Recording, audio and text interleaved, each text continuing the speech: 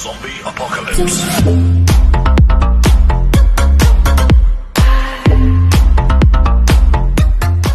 What's up guys, it's PatriotsMan here and I am back with another video. Today guys, as part of Madden Mobile 23 finale week, we're going to be taking a look at the positives and the negatives of Madden Mobile 23, all the way from the top to the bottom. I'm sure some of your thoughts are going to be echoed in this video, and we're going to get a really good idea of what was good this year and what was not.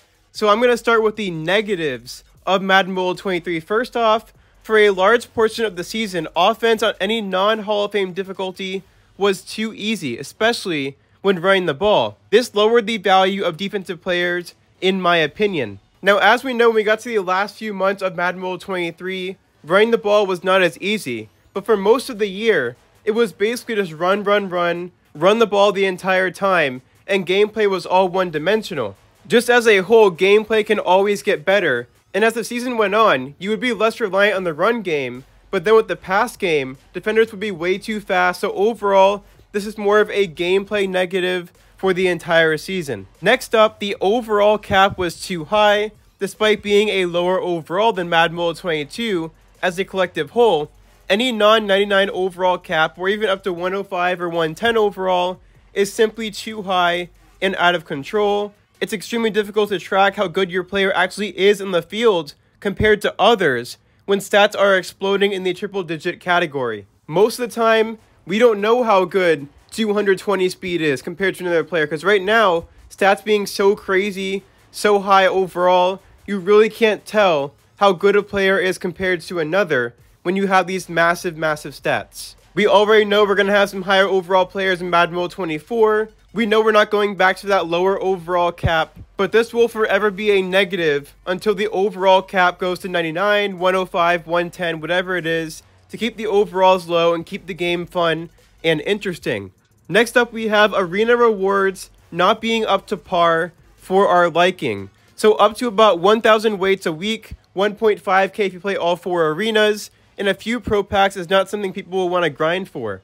Another issue is all the rewards for arena were on the front end, and as you went on in the tiers and the milestones in arena, you were getting rewarded less and less for continuing on to grind. It made no sense, no leaderboard, nothing of that sort. EA could have done better by at least adding some sort of weekly iconic to an arena leaderboard, or maybe an iconic foil for the crazy grinders for top 10, whatever they wanted to do to incentivize grinding. This was one aspect of the game where I felt was a rare Madden Mobile 22 W over Madden Mobile 23, because Madden Mobile 22 gave us some minimal resources, but we had the opportunity to gather epic players early on to help out our teams, and the prizes got better as you went on. This also includes Madden Cash rewards and Arena for Madden Mobile 22. Now, in both Madden Mobile 22 and Madden Mobile 23, Arena rewards ceased to change as the season progressed, but at least in Madden Mobile 22, there was a tangible player reward and a grindable element that made more sense to grind the game. Next, we have still some copy and paste promos. I like when EA created a unique structure during Harvest, created a brand new structure in Ultimate Freeze, and built on that similar new structure with some different elements in a promo like X Factors. The issue I had with copy and paste is going from promos like Gridiron Guardians to those AKA promos. We all know and are familiar with what I like to call the easy, medium, hard promo structure. From a content creation perspective, copy and paste hurts more than it helps because people already know what to do and there's nothing unique to expand upon. I get EA wants things to be simple, but copy and pasting over the same format for 5+ promos is just flat out lazy. Like I said, there were some positives to it. Ultimate Freeze, Harvest, they introduced brand new concepts, and promos like X Factors took the Ultimate Freeze concept and added a different element into the promo to make it a little different. Next, we had the same Field Pass structure all year. This might be an unpopular opinion, but I did not entirely mind having the same Field Pass structure all year because it allowed us to have a way to carry over players, like uncommons and rares, to turn them into brand new Field Pass iconics. The Field Passes were easy to prepare for, and a free-to-play player was set up in a much better position than in Madden Mobile 22. The reason I had this in negative is really because it's good to see EA mix things up with Field Passes every once in a while. So the same structure is not completely good or completely bad. If they could have changed or added a couple elements to the Field Pass every month or every other month. For example, a potential live event giving you an uncommon plus fuel pass player, or special trades, the fuel passes would not feel like exact carbon copies. Overall, I do want to say comparing the fuel pass to last year's fuel pass in Madden Mobile 22, they were much better this year. Like I said, you can carry over the uncommons and rares you had in the game to help you in the fuel pass. Last year when it came to Madden Mobile 22, free-to-play players were limited to basically whatever EA gave you in events or in the fuel pass, low ranks of players, low overall players, and there was one unique player you could not get at all in the milestones that were specific to VIP compared to free-to-play. Next, we have the May EA gameplay update. Anyone who played the game experienced it. The gameplay update that took place in May buffed the defense so much, running was simply non-existent in almost every situation. The defensive line had crazy block shed, even when your team was extremely higher than the opponent or CPU, and offensive line really just got worse. They didn't hold blocks. From that point on, it seemed like gameplay could be iffy sometimes, and then not at other times. This once again expands on my first point in the video, where we had a much different disparity in gameplay from the beginning to the end, and the May EA gameplay update was a huge part of it. Lastly, for the negatives, we have bronze tokens. EA gave us a surplus of bronze tokens through point attack, without really thinking through a way for us to use our extra tokens. Once all your players are at level 3, those bronze tokens are rendered useless, and there was no way to trade out bronze tokens into higher tier tokens. The positive coming out of this is we do carry over our bronze tokens to Madden Mobile 24, but still would have been good to see a way to trade up your bronze tokens to silvers, silver to gold, and stuff like that, to be able to get your players to higher levels without using resources in Madden Mobile 23. Now guys, it is time for the positives of Madden Mobile 23. So to get started, their first positive was dropping the rank system. If you guys are not familiar with the rank system, back in Madden Mobile 22, if you pulled a player, that was only their first version. Each player actually had 5 versions. Every single rank, there were 5 stars in the card. Each star was a rank, and rank 5 was the best you could make it. It was like plus 20 overall per iconic for every rank. So if you got a player twice in a promo this year, you got their best version, you got a foil. But if you got a player last year twice, you only got a rank 2 out of 5, and that incentivized a lot more spending. It made the pay-to-win gap a lot further apart from free-to-play to the massive pay-to-wins, and that was one big step in the right direction to this year. It made packs a lot more fun as well. The next positive was having a weekly Team of the Week program in the game, which consistently added new players to the game, which actually was missing in Madden Mobile 22. We didn't have Team of the Week in Madden Mobile 22, and I think this year, it was really an avenue for EA to give cards to players that were not going to be included in promos. We also got more legends in the game due to Team of the Week. So working those players into the game that may have not got cards in a previous promo is really what Team of the Week was all about. Now, was the cost perfect for Team of the Week? No, it was not. Now, I do think EA could still really use an additional program on the side that we could actually grind outside of promos, possibly with its own currency and sets. Another small downside to Team of the Week, which is still an overall positive being Team of the Week, but a small negative, is that they did use these same players we were using to build power packs and fuel passes, and that goes back to what I was saying. If Team of the Week was completely separate and had its own currency and stuff, that would have made Team of the Week slightly better, because it would not have interfered with the other stuff in the game. The next positive is Super Bowl Streamer Week returning in Madden Mobile 23. So Super Bowl Streamer Week was a way for us to earn an iconic player of our choice from EA by watching various Twitch streams across Super Bowl week. If you went to the stream, typed in a hashtag for your attendance, did that like 5 or 6 times, you got a free iconic player select pack of whatever iconic was already released in the game to that point. They did the same during Madden Mobile 22. That was the first time we ever saw that, and bringing it back this year was a huge W. Now the next one is the weight room being streamlined and a lot simpler than throwing in numerous bench players like last year. Last year in Madden Mobile 22, you would throw in various players from your bench and just boost your team up that way. You had to mix and match to try to get your team to a certain boost level. But this year, there was one streamlined currency, and it was a lot similar to accumulate a boost. If I did have a bone to pick about this though, I would say it is the fact that you have to boost each and every week and how much of a pain that was.